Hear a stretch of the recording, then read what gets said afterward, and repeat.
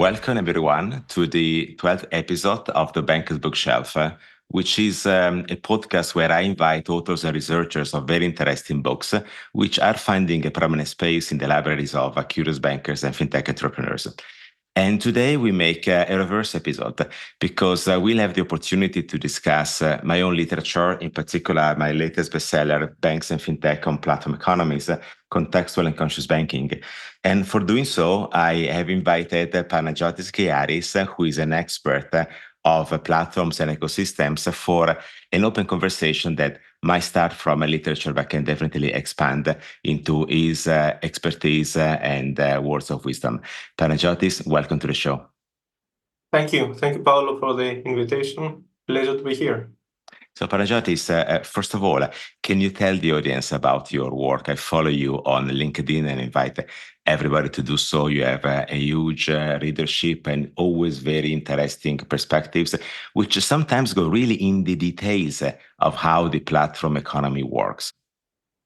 Yes, thank you. So I'm working in financial services for quite many years now. Different areas like banking, payments, fintech.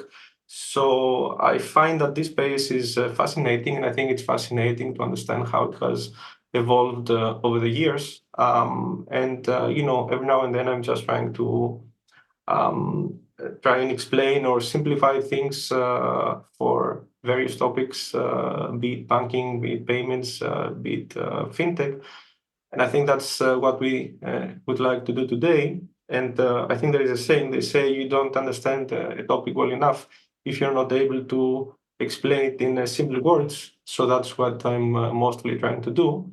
And let's see how well we can manage to do so today. And I think you are successful because every time I read your pieces, I'm enlightened and I learn a bit more. And I tended to work on social media discussing things that I learned from my extensive travel at IBM, but also positioning some pieces that come from my literature, as I've been writing 5 books in the last 7-8 years.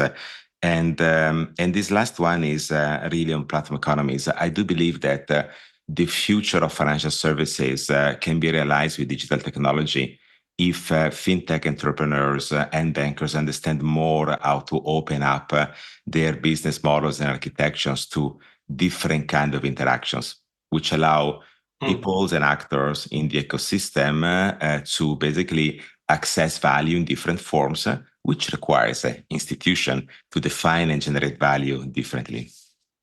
I mean, for me, like you say, platforms and economics is probably the dominant business model, not only of now, but of the future. So it's very interesting for me, your idea about, combining and trying to explain how this is influencing not only the banks, but also the fintechs, and kind of trying to explain how the interaction is taking place. So how did you, what was the inspiration for trying to do this, very interesting comparison and try to deep dive on the topic? Well, Panagiotis, I have a kind of a mixed type of career in the sense that I've been a banker, quantitative risk manager.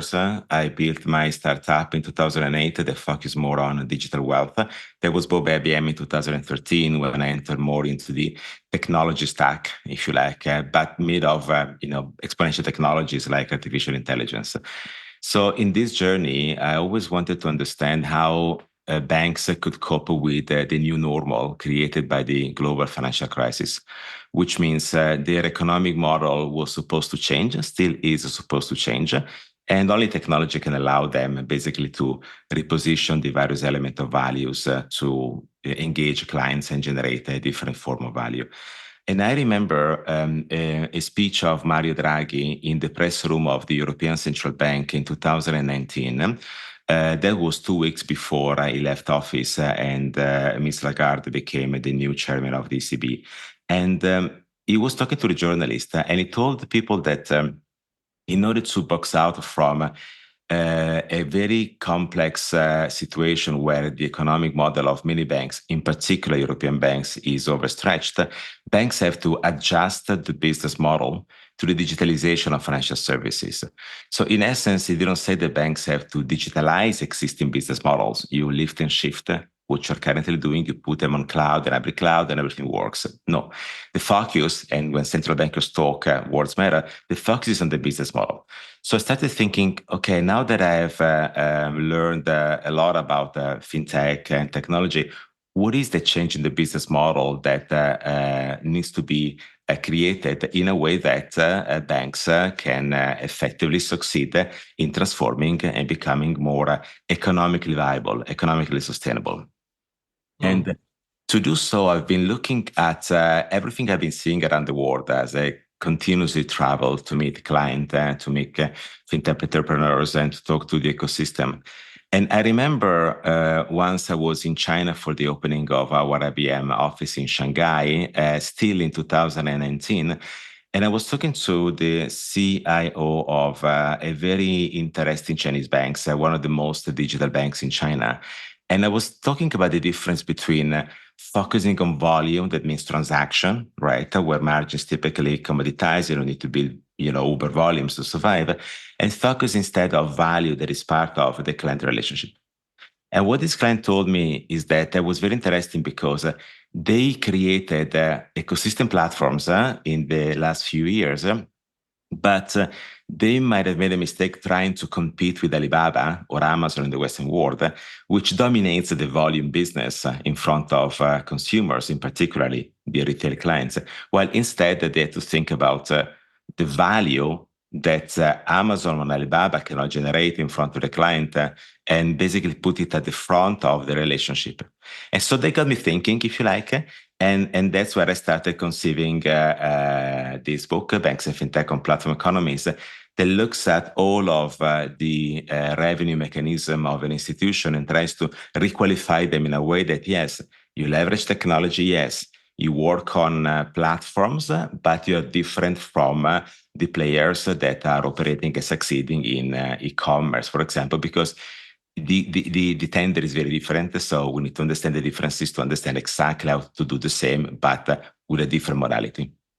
I mean, by the way, because you mentioned the client relationship, and I think for me, that's one of the most interesting points if you look at the transformation that banks are undergoing or that they have to go through. For example, banks used to be a monopoly in terms of, having the client, owning the client relationship, right? And if you look at what's happening now with platforms and, what you have now been explaining, you see lots of other players trying to enter the game and entering the game and actually being the ones that are controlling the client relationship. And then you have a question mark as to, okay, what is the strategy that banks can pursue in terms of, okay, am I in a position to still own the client relationship?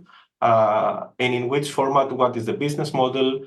What works? And, maybe sometimes, and we can discuss, you are seeing business models whereby you have banks positioning themselves maybe on both fronts or maybe on the front on the infrastructure side. So for me, that's a very interesting kind of question to understand what have you seen working across the globe and what doesn't work, and maybe, for example, there might be differences across geographies. Well, there are a variety of different business models that engage clients and partners in different forms. And definitely what can work in Guangdong, China, but not necessarily be fit for purpose in places like Germany or Canada, because the regulation is also different. And on top of this, the adaptation of clients to digital life is not necessarily the same. So we need to understand what's in common, but also the big differences. But I think that all of these models, if we can start from a conceptualization, can be understood when revisited or aggregated along two major platform strategies, which I saw emerging worldwide. And that is what I call the conscious banking and contextual banking, that would mean advisory platforms or embedded finance. And to discuss how they take shape and form, but also how they are starting to interact and basically cross-pollinate each other. I defined in these banks and fintech on platform economies the so-called banking reinvention quadrant, which is a value space that allows you to understand where you are today with your organization or institution and where you want to go in the future, knowing that not every bank will want to be exactly the same going forward. Now, the bank reinvention quadrant is based on two axes. axes are needed, that are information and communication. Now, I remember there is a very nice paper of the European Central Bank that goes in the same direction in terms of discussing a topic, where the central bank researchers and analysts say that what makes banks successful is their capability to excel in information and communication. So information is every data that you have inside the core banking system, if you are a banker, that comes from the payment system, so the transactions, so the cash flows, understanding of happens every day with a client, as well as the adverse selection, so the analysis of credit, because you need to lend and clients wants to borrow money. And what the central banker said at the time is that, especially in places where interest rates are very low and the cost of capital is very high, it's difficult for banks to generate value inside their core banking system and processes, the core banking center processes. So it is necessary to open up to the ecosystem in a way that banks can position what they know about the client outside their immediate perimeter, in a way that clients can be served and followed on a journey that starts from a different perspective, starts from a different industry.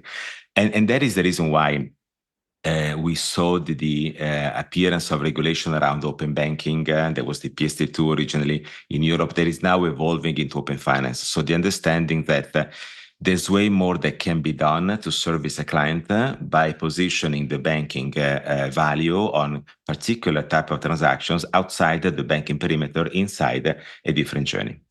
But on the other side, the ECB was also recognizing that communication in many places around the world is becoming even more important than information to generate revenue and value for shareholders.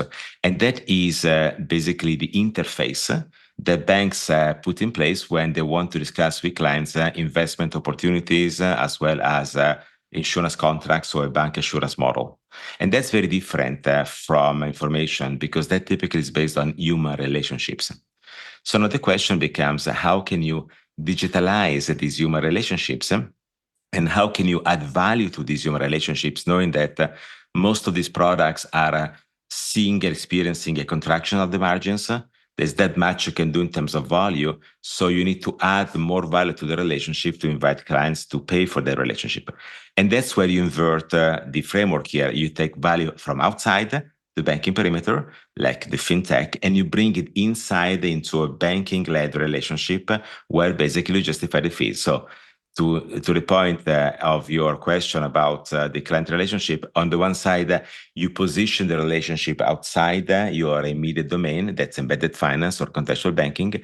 On the other side, you orchestrate that relationship, but not necessarily you own it as in the past, because you become a platform for the advisors, where the relationship is spread out into different conversations that happens between the advisor and the client.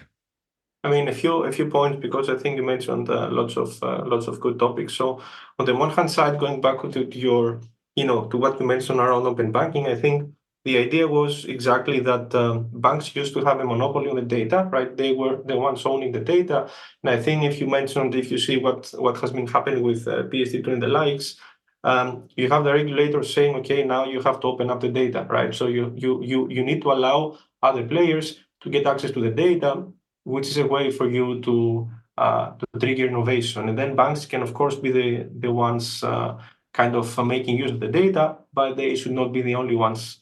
I mean, one of the main challenges of such frameworks that I think that it's now being addressed under PSD3, which is coming, is how do you monetize? What is the remuneration? I mean, under PSD2, banks didn't have a very strong, let's say, incentive to give access to their data, and this is something there was no business model or monetization model behind. That's something that's now changing.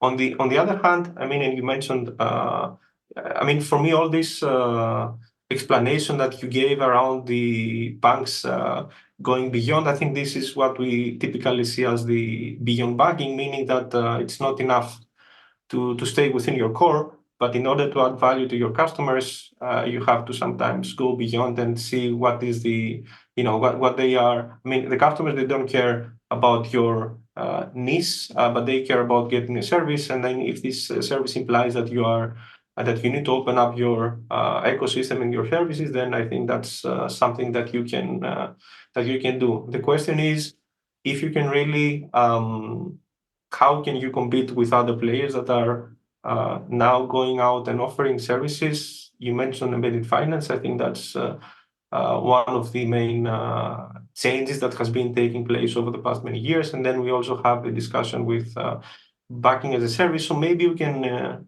discuss a bit how embedded finance and banking as a service are, what is the relationship. I think there is a lot of misunderstanding when it comes to explaining these two terms. So that might be a good topic to look at. Well, so I also do research in my role at the IBM about a variety of topics. And one piece of research we published last year was exactly on embedded finance. So I wanted to have new and fresh data around the world about what banks are effectively doing from a strategic perspective and from an implementation perspective. Now, embedded finance is a loose term in essence because it contains a variety of things. It can be a simple connection through an API to another system, can be maybe a sub-provider that contains elements of a bank, and can go up to into the full orchestration of an ecosystem platform that doesn't start from the bank relationship, but from a different relationship and leverages that new interaction basically to bring inside elements of value from banking whenever they're needed for the clients. So now the evidence is that the majority of banks are now considering embedded finance in one or the other form, like essential or complementary to their business strategy. And almost 20% of banks are already live with an element of embedded finance where they either created a marketplace with APIs to power up a different institution to basically leverage financial elements. It can be a banking as a service to power another bank. Basically, they use it the full stack in order to create a new bank relationship, or it can be a corporate that instead wants just a piece of the banking capability without having to basically tap into a banking license to provide to their customers elements of value. It can be buy now, pay later, for example. So they all need to base on a banking as a service stack that allows others to consume the banking services outside the banking perimeter, inside or outside the original banking perimeter, inside their own business perimeter. But Paolo, in this aspect, would you say that, for example, we have, because for me it's critical to understand what is embedded finance and what is banking as a service, and for me it's like the two sides of the same coin. So you have embedded finance, which is, let's say, the front end, and then you have banking as a service, which is the infrastructure behind. Yes, the bank as a service is more like a technical perspective, if you like, that creates the capabilities, but in itself is not a business model. The embedded finance instead is the business model that leverages that infrastructure in order to generate value. And that's where complexities occur because many people think that the technology is the business model. So as long as I allow people to consume my APIs, I will make money, very transactional. In reality, that is not the case because there's some sort of a transformation of the value out of transaction into a different type of engagement that requires people to conceive them differently. For example, when I asked 1,000 bankers last year how they define the KPIs for their embedded finance strategies, most of them were very like, well, I make revenues on transactions, API calls. But when I asked the partners of these banks that have to use the banking as a service to basically increase the value of their client journeys in their domain, they said, my value is 24/7 support, the capability of deploying a new use case in 3 weeks instead of 6 months. So all elements of, if you like, performance that are not necessarily related to the transaction itself.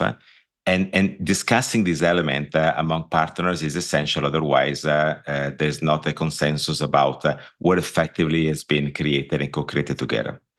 So what I find interesting, therefore, is to look at those banks who decided not just to partner, but to do the last mile, so to create themselves an ecosystem platform that operates outside their banking perimeter, that basically allows them, therefore, to interact with that ecosystem platform in order to position the banking value. And I give you two examples we've been working on with colleagues. One is Bradesco in Brazil, and the other one is State Bank of India in India.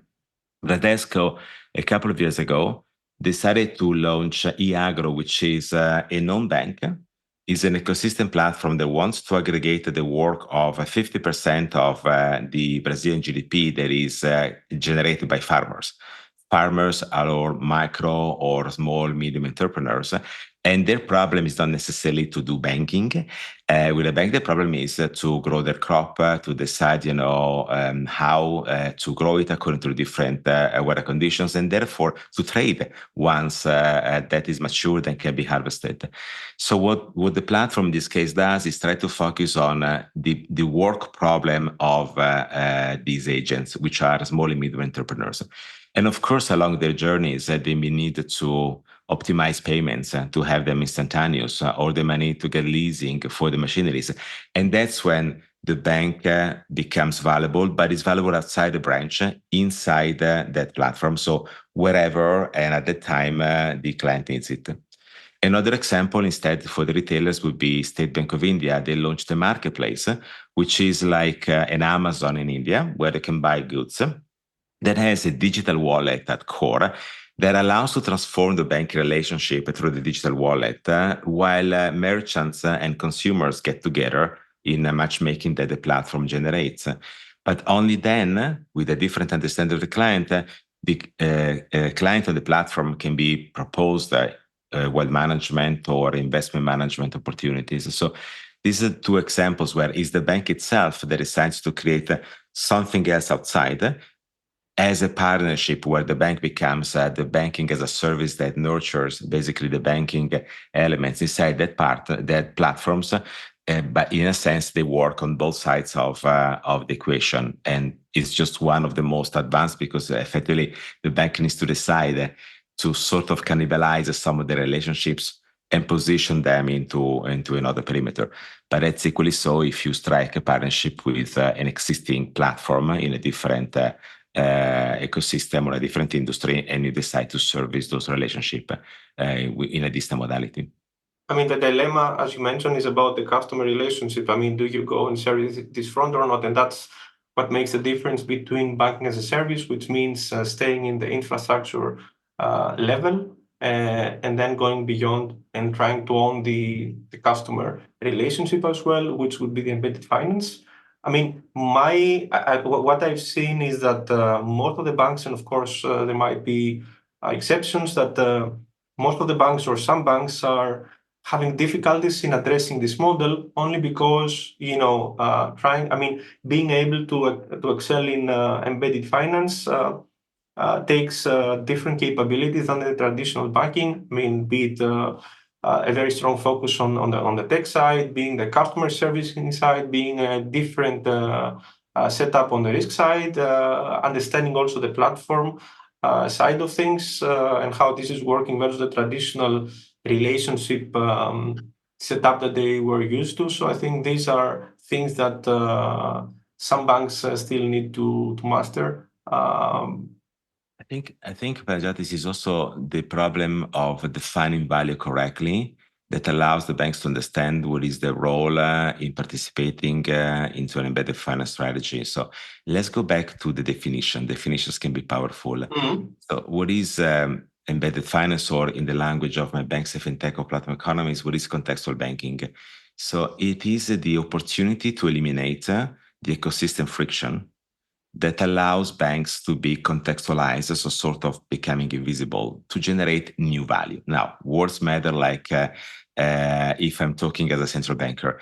The key point is that when you eliminate friction, you're not necessarily adding value for a business by asking clients to pay for the friction elimination.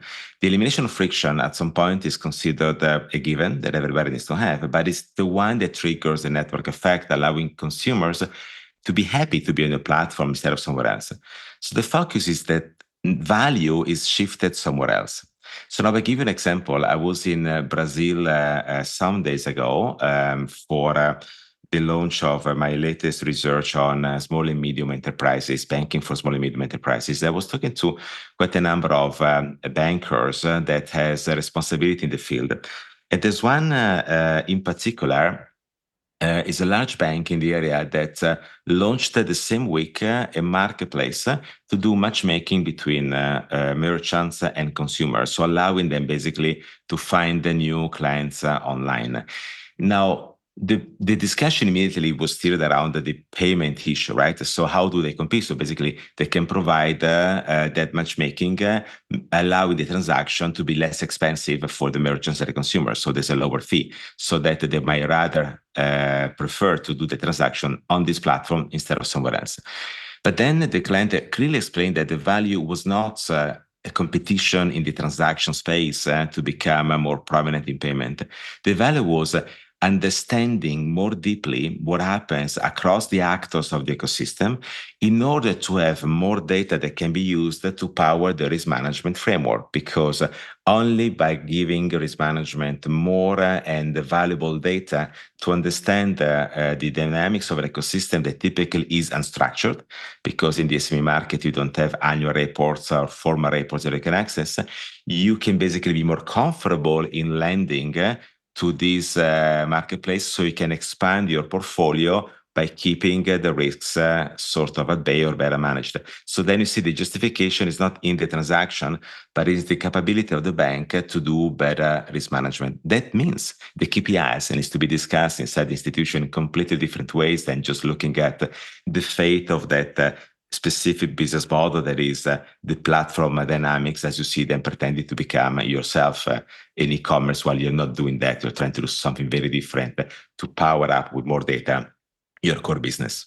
But this is exactly the case, right? I mean, in this case, you're basically using data on the one hand side for the risk side, for the risk assessment, and then on the business side as well. And the question is, in this case, banks were used to, let's say, do, for example, the risk assessment on a very different scale, on a very different basis. Now they have to use all kinds of alternative data that are coming in the ecosystem from all kinds of angles, and then use this data to monetize and to provide added value in many, many different directions, which was not the case before. So that's an example of how this ecosystem is creating opportunities for. And another way somehow can be, how can you help your respective clients to be successful? So if you build a network and orchestrate the network of small and medium enterprises, all of them has the core issue of expanding their business, right? Being more efficient, acquiring more customers.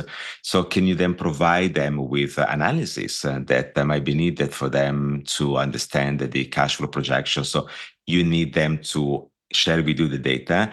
You need them to basically make the data available on cloud so that it can be analyzed, and you can give them back a value which is coming from the banking expertise, so that you also, in a sense, nurture the health of the ecosystem you're working with, which has positive, if you like, effects in terms of the quality of your lending portfolio, all in all. So this has to be considered as the way the bank interacts with your economy, with differences along the different commercial segments or industrial sectors. And in this direction, I think it's very timely to point out that the biggest opportunity that banks have is the SME segment, right? I mean, this is a segment that is not serviced very well. I think you mentioned in your example. So the more you can go beyond what a typical banking service would offer, and the more added value, the more points that you can offer on top of your core, I think the more you are going to be creating this ecosystem, and you are also going to be able to monetize from additional services, including lending. I mean, for example, what comes to mind is the so-called, if you look at platforms, the biggest trend that is happening as we speak in terms of the lending side is what we call this merchant financing, and the different ways that you can finance the merchants using alternative data. I mean, merchant volume-based financing is one example. So for me, this is where most of the opportunity lies. And Panagiotis, therefore, you'll be happy to know that this is episode number 12, focused on banks and fintech on platform economies. But episode 13, the next one, will be dedicated to this latest research, banking for small and medium enterprises, where we discuss with some of the authors and researchers about this. Why does it matter? It matters because 90% of the firms worldwide are small and medium enterprises. 70% of the employees work for a small and medium enterprise, and 50% of GDPs is generated by small and medium enterprises. So super relevant for the economy, but also a huge opportunity for banks that see the commoditization of consumer banking to basically tap into this market with technology, try to grab and generate a different value. And I'm seeing most of the new banks have been investing in the last 2-3 years to tap into the SME market. So that I believe is where the platform competition will intensify in the next 5 years. And okay, given that you're discussing this in the following episodes, I don't think we need to focus. I just will mention that for many years, banks were not able to service the SME segment correctly, only because this was not profitable for them. So the idea of being able to understand the needs of the SMEs, they could just not simply do it, even if they were their customers. Now with technology and with all this segmentation and data, this is possible, and I think the marketplaces are where the SMEs are. So if you can go there and get all this model that will help you, have a granular segmentation that will address the needs of the SMEs, that's the name of the game. But I guess you're gonna discuss about this in more detail in Yes, and if you like, thinking back to the banking innovation quadrant, which has this tension, information and communication, SME banking is really in the middle of the two, because on one side you have the information required to serve them differently, lowering the cost to serve in a way that you can have a competitive risk management while doing risk management and give them funding for lower cost. But on the other side, all evidence suggests that SMEs need more than just access to banking. They need advice, because they're looking for someone to understand how they are investing their money to the future to grow and get some information about the likelihood of their success, which was a clear evidence of this paper. That leads into the discussion around the advisory model. So can banks also power up a platform for advisors that can serve SMEs as well as individuals, being retail client or wealthy clients? And that is on the bank innovation quadrant, the second platform strategy, which is called in banks and fintech on platform economies, the conscious banking. That means a bank which is transparently engaging with the client, helping them basically to make different and more substantiated investment decisions. And even in this case, Panagiotis, let's go through the definition. So definitions are revealing.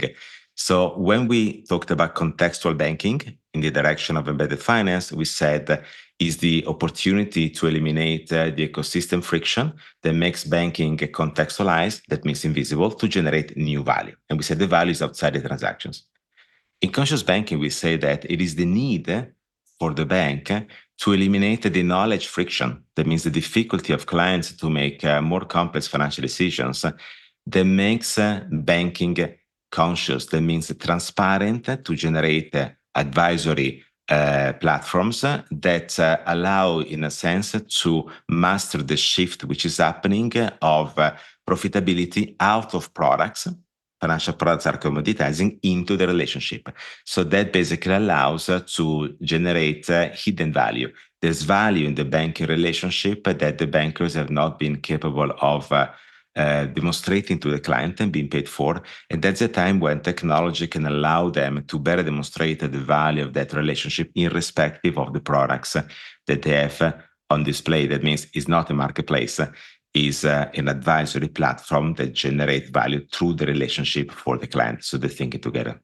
You're basically going from products, from this product-centric view, to the needs. You're servicing needs, right? I think that's the big difference versus when looking at the traditional, traditional business models, or not? Yes, it's what is called a shift from outputs, which are products and transactions, into outcomes, which is what you're doing with these product and transactions. On the contextual banking side, you position it into a non-banking journey. In the conscious banking, you position it into the liabilities of an individual. So you need this because you need to fund something for the future, right? So you need to put it in the context of the life of your clients. And I think this is also emerging because we see the fact that the commoditization of products has been very strong after the global financial crisis. Think about passive investing versus active investing. There's a strong difference in terms of the basis points that can gain by the intermediaries, which invites them, if they cannot build uber volumes, to basically ask the clients to pay for their relationship. So it's the idea that the planning or the advisory model becomes more pervasive, but the bank cannot keep on working the way they have to work. So they need to power this network of advisors, because that is where the value is basically generated, and it requires to conceive the relationship with the client more spread out, but also to provide these advisors with the power that comes from the bank in order to systematize the job with AI, for example, to help them serving more clients for a lower cost. And in fact, it's the only way that you can, kind of address the problem of commoditization that you mentioned, right? I mean, the only way to do this is to distinguish yourself from the mass market, and the more value the more value you're adding in different directions, the better it is, and the better you can service this outcome. And how do we do that? And now let me tell you a personal story, Panagiotis, that is taken from the book that might also allow us to close this episode. Thinking about what happened at the beginning of the internet revolution, when people started creating marketplaces to sell products to the consumers. I helped my brother in the 1990s to build the Amazon of Italy. And you might not have heard about that, but we had the best products on earth. So I thought the transactions, will be going through the platform like crazy, because we had Italian fashion, we had Italian food, we had Italian furniture, we had Italian travel.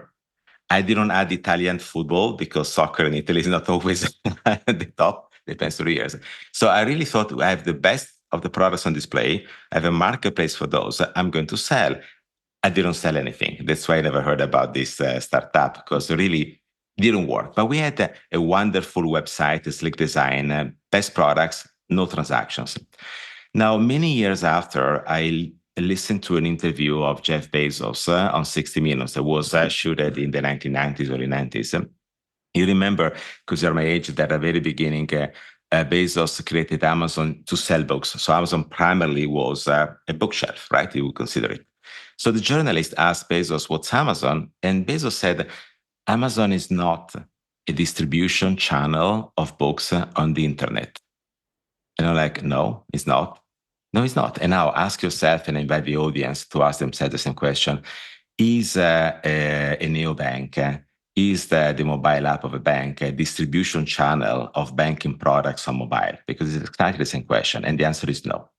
So Jeff Bezos explained to the journalists why that was not the case. So he said, the publishers are sending me letters today telling me that I'm stupid because I don't understand marketing. Now, call Jeff Bezos stupid.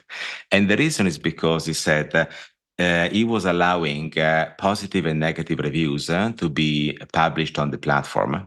And these publishers were saying only publish positive reviews so we can sell more.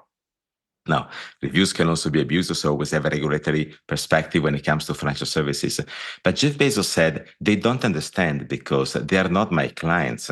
My clients are the people that come to the platform and they cannot take the book in their hands.